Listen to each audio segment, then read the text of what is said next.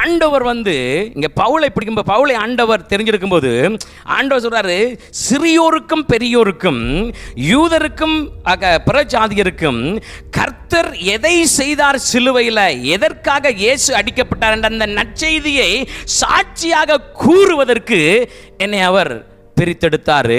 அந்த காரியத்தை எனக்கு கற்றுக் கொடுத்தாரு. அதுல நான் நிலைநிற்கவும் எனக்கு உதவி செய்தாரு அப்படின்னு சொல்லுகிறாரு. அல்லேலூயா. நம்மளுடைய சாட்சிகளும், நம்ம அநேக இடத்துல போய் சாட்சி சொல்லும்போது எதை சொல்லுகிறோம்? இயேசு கிறிஸ்துவை சொந்த ரட்சை ஏற்றுக்கொண்ட பிற்பாடு, பரிசுத்த ஆவியானவரை பெற்ற பிற்பாடு, அந்த பரிசுத்த ஆவியானவரை நான் எப்படி பெற்றுக்கொண்டேன், எதை விசுவாசித்து பெற்றுக்கொண்டேன், எதை அங்கே ஆண்டவர் எனக்கு எப்படி கொடுத்தார் என்பதை அதை மற்றவர்களுக்கு சொல்லும்படியான ஒரு வேலையை நம்மளுக்கு கொடுக்கிறாருங்க.